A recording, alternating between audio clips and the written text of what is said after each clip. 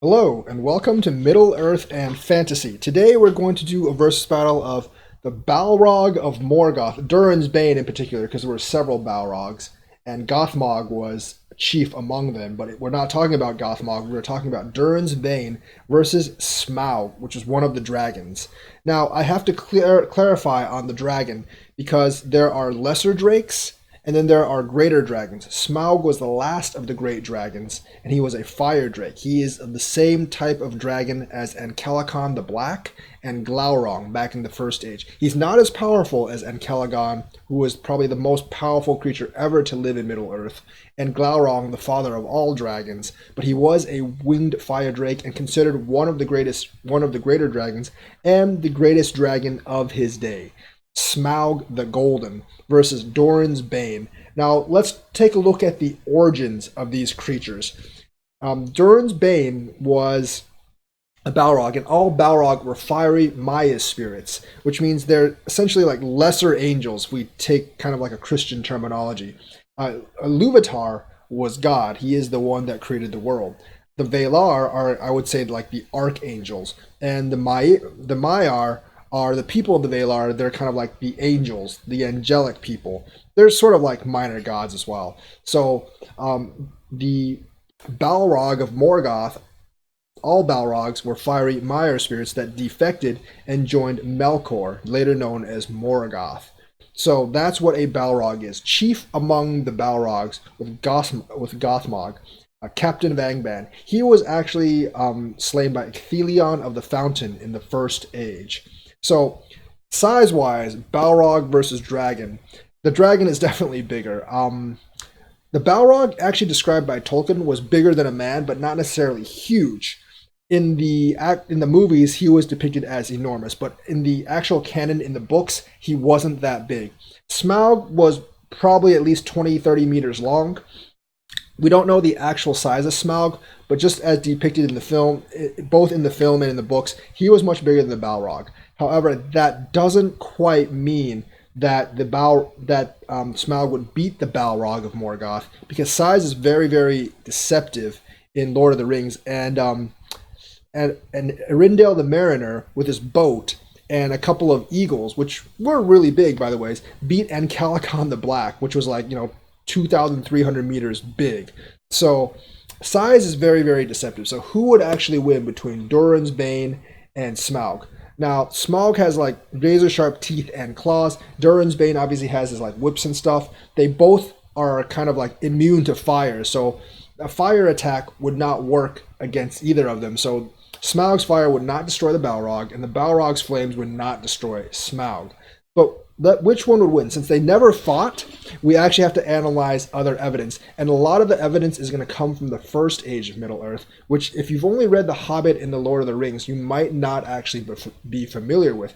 Because most of the drakes that are mentioned, besides Smaug himself and the Balrog, actually came from the First Age of Middle-earth. They were both servants of Morgoth. The origin of the dragon is a lot more murky. I do not think they were Maiar spirits because they never were mentioned as part of the Maiar. But Morgoth basically gave his evil essence of himself to make these dragons, and they were the most horrible of the servants of Morgoth in terms of combat power. So that should actually tell you something. Now, Balrogs were powerful in their own right in Morgoth, and Gothmog was captain of Angband. He was like Morgoth's greatest warrior. However, he was slain by an elf, Ecthelion of the Fountain, and Ecthelion of the Fountain actually slew a few Balrogs before he actually took on Gothmog. So, even though Gothmog was a great warrior, and he was the one that killed Fëanor, Fëanor was actually like trapped by other Balrogs before Gothmog was able to kill him. And Fëanor by himself could actually could easily vanquish one-on-one a Balrog of Morgoth, but Fëanor was kind of special. I think Fingolfin could actually have vanquished many Balrogs himself. And we know that Fingon could have vanquished other Balrogs because he fought Gothmog to a standstill. However, if you compare Fingon to Glaurung, the father of all dragons, Fingon wouldn't go near that guy without an army to support him. So I think it's pretty safe to say that Glaurung was significantly more powerful than any Balrog that actually existed. He's probably bigger as well. Now, yes, Glaurung did get killed by Turin, but it wasn't really a one-on-one fight. He was basically like asleep during Turin's fight, and as the dragon passed over, Turin was hiding and he stabbed him in the stomach. So it's not really like a fight. It's more like an ambush. One-on-one, I don't think Turin would have had any chance against Glaurung. Glaurung could destroy entire armies, and he was basically impenetrable to the elves. So Glaurung like laid waste to a lot of elven armies and human armies. He was eventually slain by Turin, but he didn't actually fight Turin one on one. Turin basically ambushed him from the underbelly and slew him that way. So that was Glaurung. And it actually said like Glaurung was sometimes flanked by Balrogs, so Glaurung was definitely the central feature of the army, and the Balrogs were kind of like his assistants, I would say. It also was said in the Fire Drake in the Siege of Gondolin that the Fire Drake of Gondolin, which is a lesser dragon than Glaurung, actually carried Balrogs on his back. Now, like I said, the Fire Drake of Gondolin was also one of the greater drakes, a fire drake. And Glaurung was the father of all dragons. So I think besides Ancalagon the Black, Glaurung was probably the most powerful dragon. Ancalagon's probably the most powerful thing that ever existed in Middle-earth outside of the Valar themselves.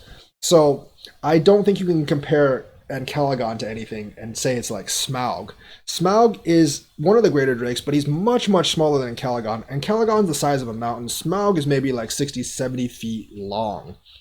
And he was basically invincible besides that scale that was missing near his like breast, and that's how Bard actually slew him in the end. But if he was actually going to fight the Balrog, it would be a different story. In a feat of might, I would think Smaug would actually win. And since fire doesn't have effect on either of them, I think Smaug's claws and Smaug's teeth would eventually kill the Balrog. The Balrog does have magical powers, but then again, so does Smaug. And like I said, I think overall, the greater dragons are actually more powerful than the Balrogs. Glaurung, I think, was definitely more powerful than even Gothmog. And this Balrog is not as powerful as Gothmog, because Gothmog was the captain of the Balrogs. But Smaug isn't as powerful as Glaurung, because Smaug's a lot smaller than Glaurung, and I just don't think he's quite as powerful.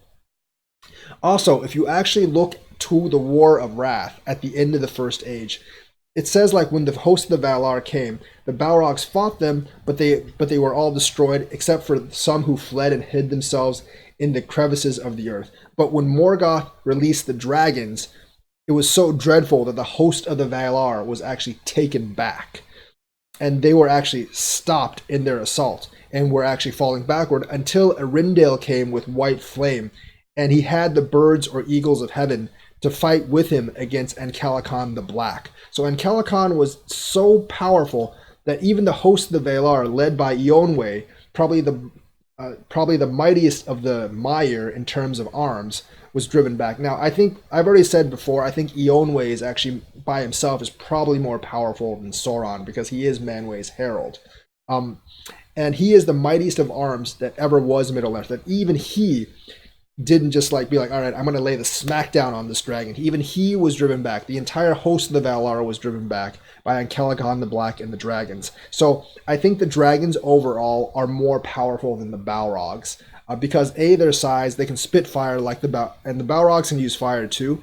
But just their feats in the third age, comparing Gothmog and Glaurung, and looking at Ancalagon the Black, and knowing that the Durin's Bane is significantly less powerful than Gothmog, and knowing that Smaug is significantly less powerful than Glaurung. If you compare the dragons and the Balrogs, and you look at their feats in the Third Age, like Smaug basically destroyed a town himself and killed hundreds of people, and Bard basically just got a lucky shot because of plot armor, and that's how he was won. Yes, the Balrog had to be defeated by Gandalf, which is another Maiar, but the Gandalf didn't really even try to defeat the dragon by himself. I don't know what he summoned a bunch of hobbits. I mean, a bunch of dwarves and a hobbit to go slay the dragon, which is kind of weird. But if I look at the destruction that Smaug brought on so fast to the lake town, and compare it to some of the Balrog stuff, I think Smaug is bigger, and he's also more powerful than the Balrog, because I think the dragons were the most mighty weapons that Morgoth had. He was the dragons, the winged drakes, the winged fire drakes were basically his last resort, and in the Silmarillion it says his mightiest and most dreadful, basically his mightiest and most dreadful troops, and they did actually even push the host of the Valar back until Arendelle came. So that is my conclusion. I do think the Balrog would lose to the dragon at the end. It'd be a good fight, but the Balrog would actually lose to the dragon in the end.